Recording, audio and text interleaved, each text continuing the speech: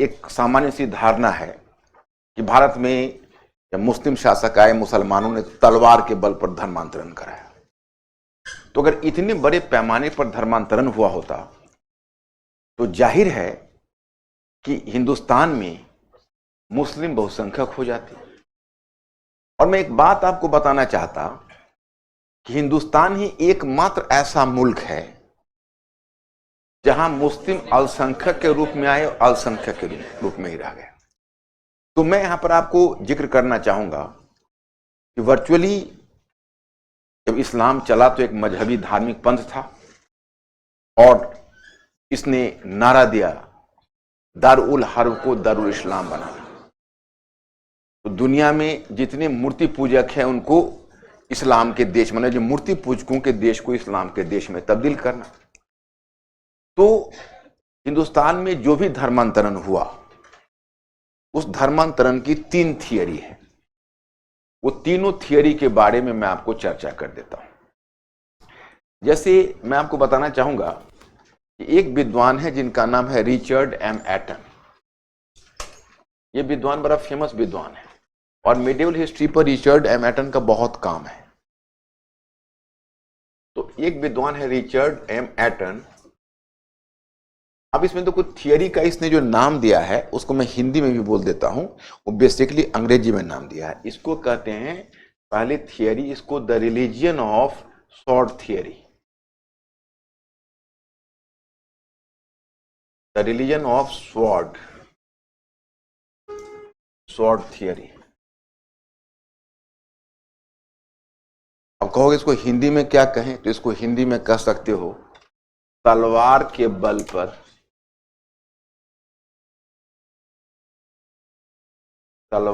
बल पर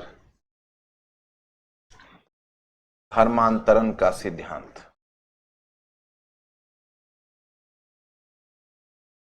तलवार के बल पर धर्मांतरण का सिद्धांत मतलब यह थियरी कहती है। ये देखो, ये जो रिचर्ड एम एटन है इसको खंडन करते हैं। पहली बात मैं बताऊं कि रिचर्ड एम एटन इस थियरी को सपोर्ट नहीं करते हैं। तलवार के बल पर जो धर्मांतरण सिद्धांत है, the religion of sword theory, ये कहता है कि जो भारत में इस्लाम का आगमन हुआ तो तलवार के बल पर इसने हिंदुस्तान में धर्मांतरण कराया। Richard M Eaton and Peter Hardy, ये 2 स्कॉलर्स हैं। क्योंकि देखो, जो पॉपुलर पार्लेंस में, मैं आपको फिर एक बार बताऊं कि जो लोकप्रिय इतिहास है, पॉपुलर हिस्ट्री है, और जो एकेडमिक हिस्ट्री है उसमें फर्क होता है। और हम लोगों को एकेडमिक हिस्ट्री लेकर चलना होता है। पॉपुलर हिस्ट्री तो चलो हर नुक्कड़ पर चलता है, but the people are just trying to explain history without any substantial support. तो उनके पास कोई एविडेंस तो होता नहीं है। एक हाइपोथेसिस होती है कि ऐसे हुआ, ऐसे काटा गया, ऐसे मारा गया। तो मैं आपको यहां पर बताना चाहूंगा कि रिचर्ड एम एटन ने इस थियरी के, जैसे उन्होंने कहा कि तलवार के बल पर लोगों को बल पर गले पर तलवार रख के उनको धर्मांतरण करवाया गया। रिचर्ड एम एटन इसका तर्क देते हैं। वो कहते हैं कि एक बात बताइए, जब भारत में मुस्लिम शक्ति का आगमन हुआ, तुर्कों का आगमन हुआ, आगे मुगल का आगमन हुआ, तो जाहिर है कि पहले पंजाब के रास्ते आए। तो पंजाब में मुसलमान बहुसंख्यक हो गए। जो पार्टीशन, जो विभाजन के बाद फिर स्थिति दूसरी हुई, तो पंजाब में मुसलमान बहुसंख्यक हो गए। तो वो समझ में आता है कि चलो वहां गले पर तलवार रखकर धर्मांतरण करा दिया। लेकिन पूरे उत्तर भारत को छोड़कर और फिर मुसलमान बंगाल में बहुसंख्यक हुए। तो क्या उत्तर भारत में तलवार की धार कुंद पर गई और सीधे बंगाल में वो धार फिर तेज हो गई? तो इसका मतलब ये थियरी फॉल्टी है, इसमें गड़बड़ी है। क्योंकि जो बंगाल है, उस बंगाल में सबसे बड़ी बात यह थी कि वहां का रिलीजन ट्राइबल था, जनजाति। तो उसमें क्या होता है कि एक चीज होती है, उसको कहते हैं संस्कृताइजेशन, जो एम श्रीनिवासन ने लिखा है, जो हमारे समाजशास्त्री, संस्कृताइजेशन। जो निचली संस्कृति के लोग होते हैं वो ऊपर की संस्कृति के लोगों को अपना कर वो अपने सामाजिक दर्जा को ऊंचा उठाना चाहते हैं। तो ये बात कमोबेश रिलीजन पर भी लागू हो जाती है। जैसे अब आप देखिए ना, इस्लाम जिस समय पश्चिम एशिया और मध्य एशिया की तरफ गया तो तुर्क लोग भी क्या थे? जनजाति थे। उन्होंने कितनी तत्परता से इस्लाम को अपना लिया। और मध्य एशिया से इंडो ग्रीक आए थे, शक आए थे, पार्थियंस आए थे, कुषाण आए थे, हुर आए थे। लेकिन जब वो हिंदुस्तान में आए तो उन्होंने कितनी तत्परता से हिंदुइज्म को अपना, मतलब ब्राह्मणिज्म को अपना लिया, बुद्धिज्म को अपना लिया, जो भारत में प्रचलित धर्म है। तो ब्राह्मण पंथ, बौद्ध पंथ को क्यों अपना लिया? क्योंकि यह उनको श्रेष्ठ धर्म लगा। इनके माध्यम से वो सामाजिक दर्जा को ऊंचा उठाना चाहते थे। अब अगर तुर्क जिस समय हिंदुस्तान में आए और अगर वह इस्लाम धर्म में धर्मांतरित नहीं हुए होते तो महमूद गजनी, मोहम्मद गोरी सभी आज हिंदू होते, क्योंकि हिंदुइज्म को एक्सेप्ट कर लेते। लेकिन पहले वो इस्लाम को कर चुकी थी। इस्लाम भी उतना ही, मतलब इस्लाम एक मजहबी धार्मिक पंथ था और इस्लाम का होल्ड बहुत मजबूत था। हिंदू धर्म इस्लाम के होल्ड को नहीं तोड़ सका और इस्लाम भी हिंदू धर्म के होल्ड को तोड़ नहीं सका। समझ रहे हो? तो ये थियरी फॉल्टी है, ये थियरी में दम नहीं है। दूसरी थियरी है इस संदर्भ में, the religion of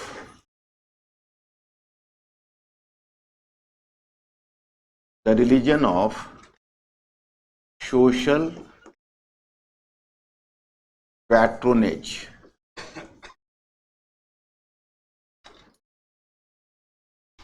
religion of social patronage theory. इसको आप कह सकते हो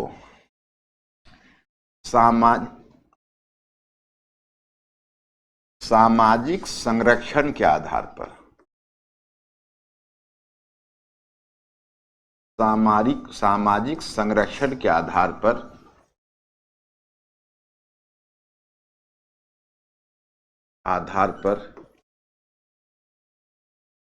सामाजिक संरक्षण के आधार पर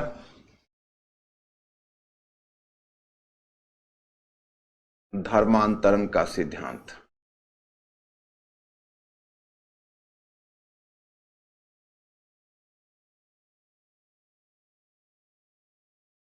सामाजिक संरक्षण के आधार पर धर्मांतरण का सिद्धांत, ये क्या बोलता है, इसको समझ लो।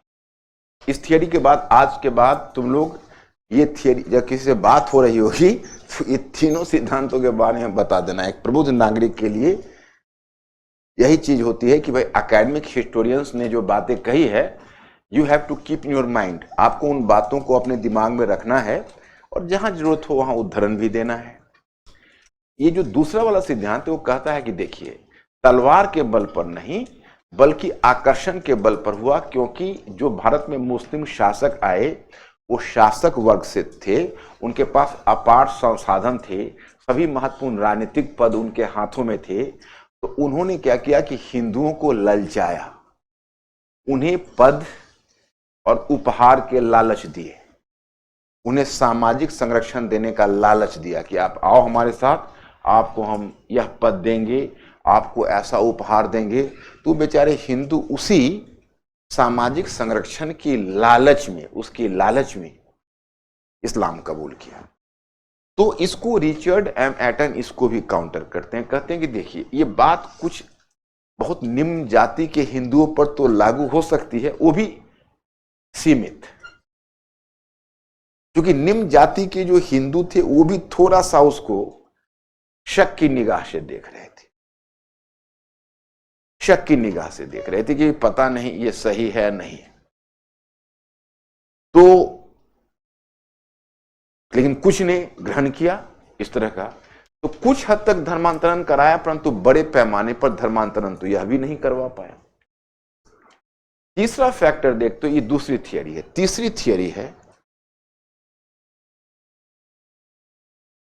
ये दूसरा वाला थियरी का नाम नहीं मिलता है, रिचर्ड एम एटन ने इसका खंडन किया है, खंडन किया है।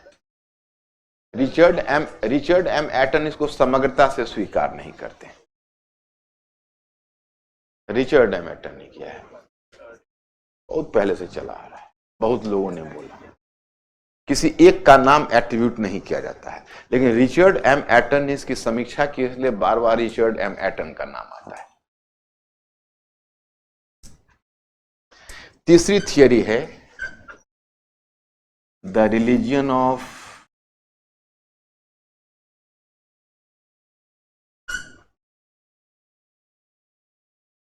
The religion of social equality.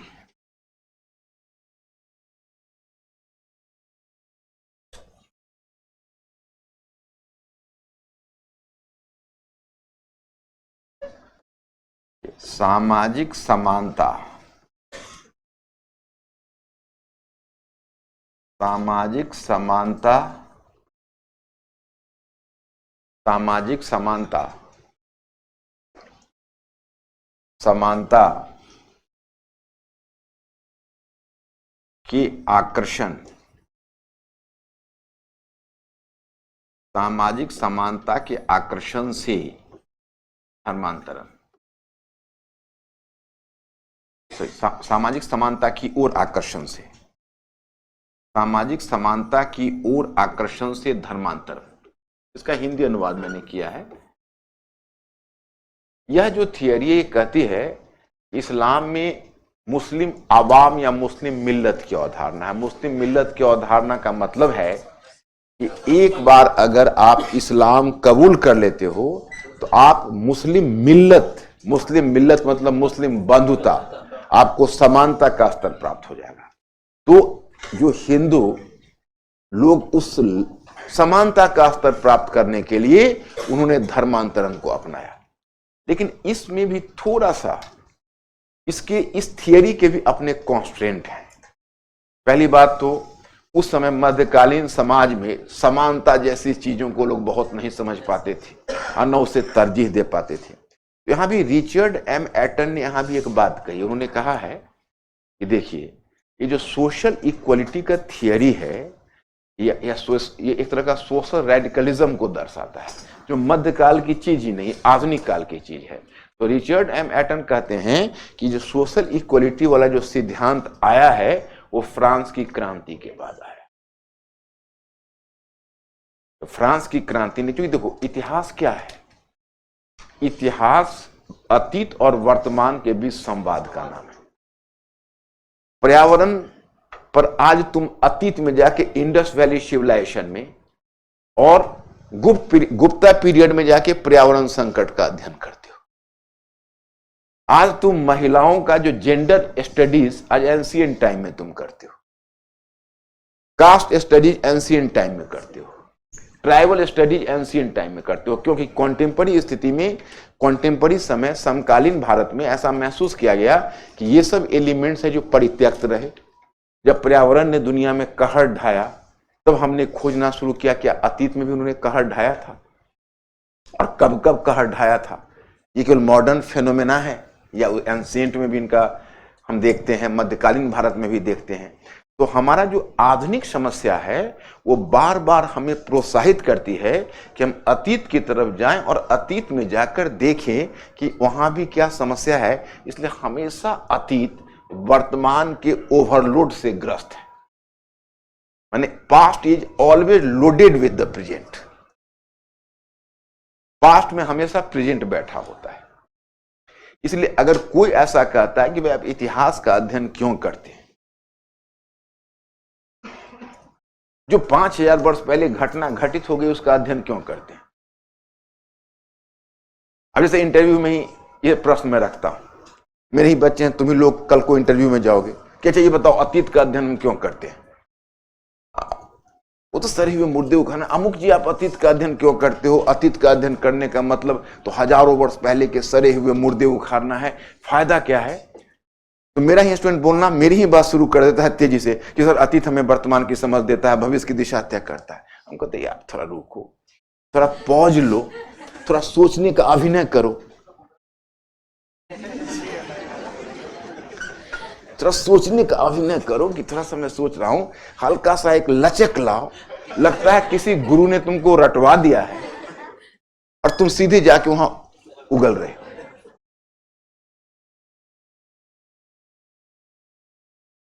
तो ये चीज मैं आप लोगों को भी बताता हूं कि इंटरव्यू में या राइटिंग में थोड़ा आप में एक नेचुरल फ्लेवर होना चाहिए,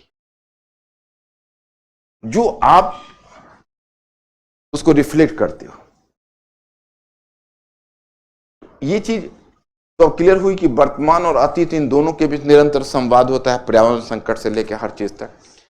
ये तीन थियरी। तो फ्रांस की क्रांति जब घटित हुई तो हम लोग अतीत में गए कि भाई आज फ्रांस की क्रांति ने, मैंने बहुत सारे इस्लामी स्कॉलर्स थे, उन्हें स्टडी शुरू किया कि भाई फ्रांस की क्रांति आज सोशल इक्वलिटी की बात करता है, अपना इस्लाम तो सोशल इक्वलिटी की बात तभी से कर रहा। तो वर्तमान ने फिर अतीत की तरफ उन्मुख कर दिया। तो हम लोग या बाकी थिंकर्स कहने लगे भाई सामाजिक समानता का सिद्धांत ने इस्लाम को प्रोत्साहित किया। तीन थियरी आप लोगों को याद रहेगा, लेकिन तीनों थियरी में अपने हैं। लेकिन ये अगर तीन के तीन थियरी है तो एक प्रश्न का जवाब अभी तक नहीं है कि चाहे आप देखेंगे जितने भी देश है वहां पर मुस्लिम गए इन्वेडर्स बनकर और फिर वहां पर उन्होंने मतलब आक्रमणकारी के रूप में, लेकिन वहां पर वो सेटल कर गए, बस गए और फिर उन्होंने वहां पर तेजी से धर्मांतरण किया और वहां बहुत जल्दी मुस्लिम बहुसंख्यक बन गए। अब क्या है कि इस्लाम के बारे में कहा जाता है कि इस्लाम बहुत ही एक सर्वग्रासी धर्म था, धार्मिक पंथ था। जहां जहां इस्लाम गया वहां उसने वहां के धार्मिक पंथ को मिटा दिया और बड़े पैमाने पर धर्मांतरण करवा दिया, बड़े पैमाने पर धर्मांतरण करवा दिया। लेकिन दूसरी तरफ जो हिंदू धर्म है, वो हिंदू धर्म के बारे में भी कहा जाता है कि वह भी एक सर्वग्रासी धर्म है। जितने भी विरोधी मतांतर और दृष्टिकोण हुए उसको हिंदू धर्म ने उद्ध्वस्त कर लिया। मेरा विश्वास है कि जैसे ये जो थियरी चाहे इन बातों को है, तो मेरे स्टूडेंट कभी इंटरव्यू में फंस नहीं सकते। मेरे इंटरव्यू हमारे स्टूडेंट अभी भी जो मेरे स्टूडेंट इंटरव्यू में जा रहे हैं, वो चाहे बोर्ड उसको किसी भी दिशा से क्वेश्चन में घेरे, वो नहीं घेरा जा सकता है। बस मैं केवल उनको इतना ही प्रशिक्षण देता हूं कि तुम ऐसा करना कि तुम बोलने के क्रम में एक व्यवहारिक समझ दिखाना। मतलब ऐसा ना लगे कि पहले से तुम ट्रेंड हो, मतलब तुमने अभी सोचा है और अभी उत्तर दे रहे हो। मतलब थोड़ा सा तुमको अभिनय करना पड़ेगा, हल्का सा बस। बाकी तुम्हारे नॉलेज बेस को कोई चैलेंज नहीं कर सकता।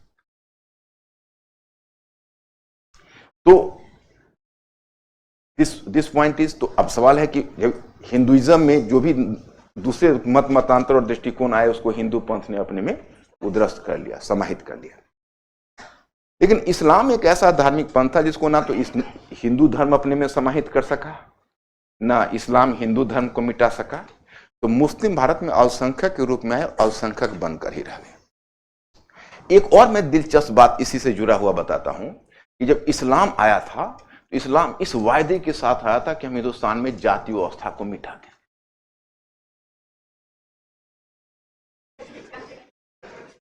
हिंदुस्तान में जाति व्यवस्था को मिटा दें, लेकिन वो जाति व्यवस्था को तो नहीं मिटा सके और हिंदू धर्म के संपर्क में इस्लाम में ही जाति व्यवस्था है। आज मैं आपको अध्ययन में नोट डाउन करवाऊंगा कि हिंदू जो मुस्लिम समाज है, ठीक है, निर्जातीय आधार पर भी, एथनिक बेसिस पर भी डिवाइडेड था। अफगान था, खुरासानी थे, ताजिक थे, अफगान थे, है ना, वो बहुत सारे उसके भी ग्रुप थे। उसी प्रकार से तुम देखोगे निर्धन धनी के बल पर तो थे कुलीन और जनसामान्य, लेकिन एक बहुत बड़ा विभाजन कास्ट के आधार पर हो गया। अशराफ, अजलाफ और अर्जाल। अशराफ कुलीन मुसलमान, जो ऊपर जो वो जातियां जो वरिष्ठ जातियां थी, जैसे आप देखते हो खान है, पठान हुए, मुगल, तो बेसिकली वो हायर कास्ट हुए। और दूसरा तुम देखते हो जो दूसरा कैटेगरी है अजलाफ, उसमें शिल्पी, कारीगर, अन्य पेशेवर समूह और किसान हुए। और उसके बाद आता है अर्जाल। तो हुआ ऐसा कि जो हिंदू जाति व्यवस्था में जो निचली सीढ़ी पर थे और अछूत थे, वो अछूत इस उम्मीद से जब इस्लाम को कबूल किया कि हम इस्लाम के अंतर्गत जाएंगे तो हमें इस्लाम में एक सम्मानजनक पद प्राप्त होगा। लेकिन जब वो इस्लाम के अंतर्गत गए तो वहां पर उन्होंने एक दूसरी तरह का माया देखा कि अरे यहां पर भी तो वही जाति व्यवस्था है। और फिर मैं आपको बताऊंगा कभी कि जैसे डॉक्टर भीमराव अंबेडकर, भारत के डॉक्टर भीमराव अंबेडकर, जहां पर एक दलित नेता और जिन्होंने संविधान सभा में इतनी महत्वपूर्ण भूमिका निभाई, उसी प्रकार से एक जोगेन्द्र नाथ मंडल थे, भारत के ही दलित वर्ग से थे, और वह मुस्लिम वो मोहम्मद अली जिन्ना के प्रभाव में गए, उनको लगा कि इस्लाम में बंधुता और समानता की भावना है, तो वहाँ दलित वर्ग की स्थिति पाकिस्तान में सुधर जाएगी। वो स्वयं पहले माइग्रेट करके पाकिस्तान गए, वहाँ पर संविधान सभा का हेडशिप किया और संविधान बनाने में भूमिका निभाई। लेकिन जब पाकिस्तान की सच्चाई देखी तो उनका मोह भंग हो गया कि अरे कास्ट सिस्टम तो यहाँ भी है, और बाद में वहां से वो वापस आ गए। डॉक्टर अंबेडकर ने पहले ही मना किया था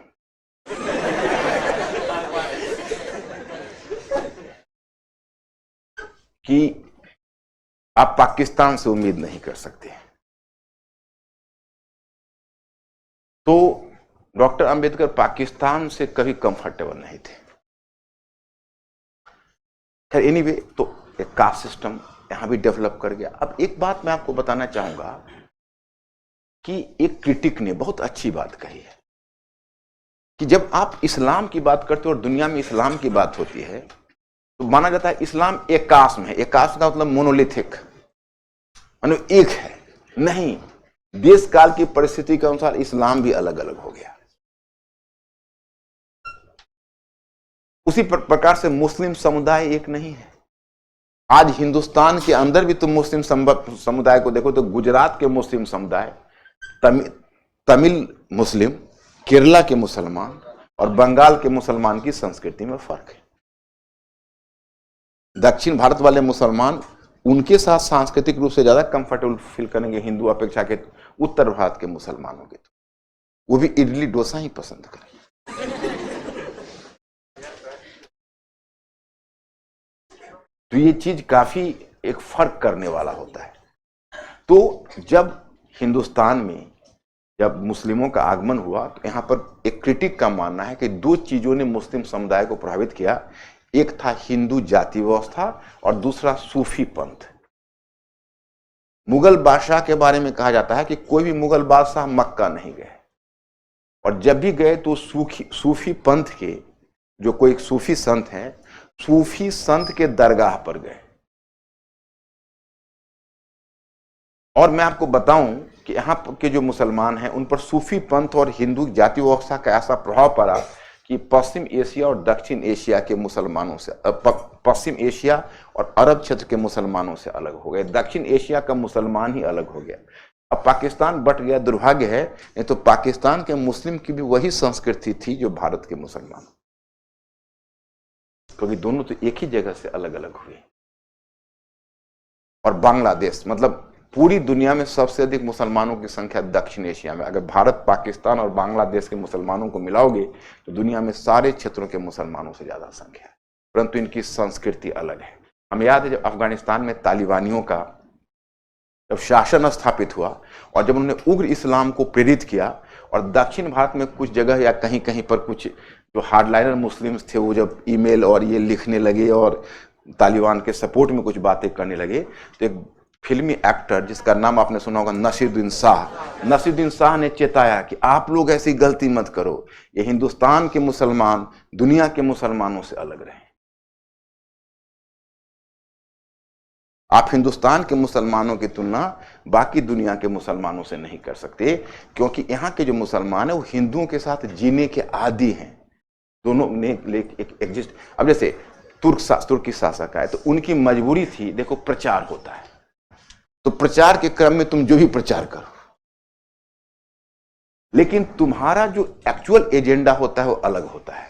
तो मुस्लिम शासक भी उलेमाओं को खुश करने के लिए बोलते थे जिहाद, दारुल इस्लाम बनाना, लेकिन जब एक्चुअल व्यवहार की बात होती थी तो हिंदुओं के साथ उन्होंने हमेशा इक्वेशन बनाकर रखा। अलाउद्दीन खिलजी ने कहा कि मैं नहीं जानता कि क्या धर्म सम्मत है और क्या नहीं है, और जब उलेमाओं का एक वर्ग इल्तुतमिश से मिला कि इस हिंदुओं को जबरन इस्लाम धर्म में धर्मांतरित कराया जाए, तो इल्तुतमिश की ओर से उसके मंत्री जुनैदी ने कहा हिंदुस्तान में मुसलमानों की उतनी ही संख्या है जितना सब्जी में नमक। समझ सकते हो? तो इसलिए इन्होंने एक तरह से कोएग्जिस्ट किया। एक अभी मैंने हाल में एक पुस्तक पढ़ी थी, उसमें लिखा हुआ था कि यूरोप कभी भी मतलब यूरोप में जो क्रिश्चियन सोसाइटी है या यूरोपीय समाज है वो कभी मुस्लिम समाज के साथ सह अस्तित्व नहीं बना सका। उनके बीच जिहाद भी हुआ, तो क्रूसेड्स भी हुए, और यूरोपीय समाज और मुस्लिम समाज एक दूसरे के प्रति अनकंफर्टेबल हमेशा रहे। लेकिन इंडिया में जो हिंदू समाज है, मुसलमान और हिंदू समाज, इसमें पूरी मध्यकाल में तकरार हुई। तकरार तो कास्ट में भी हो जाता है, तुम देखते हो, एक फैमिली में भी हो जाता है, अपने बिरादर में भी हो जाता है। लेकिन यहां पर हिंदू और मुसलमान साथ साथ रहते हुए दोनों को एक दूसरे के साथ जीने की आदी हो गए। तो यूरोप की तुलना में इंडिया का जो मतलब यहाँ इंडियन सोसाइटी है वह मुस्लिम समाज के साथ ज्यादा अच्छा कोऑर्डिनेट कर लेता है। लेकिन इधर हाल में जो अल्ट्रा फंडामेंटलिज्म आ गया, इसने एक नई मतलब दरार को जन्म दिया है जो चिंता का कारण है। और इसी बात पर दुनिया, भारत के जितने इंटेलेक्चुअल्स हैं वो चिंता व्यक्त करते हैं कि हमारी सोसाइटी ऐसी नहीं थी और ये जिस दिशा में चल चुकी है यह एक खतरे की घंटी है। इसमें दोनों पक्षों को सोचना चाहिए और कुछ प्रगतिशील नेताओं को सामने आना चाहिए।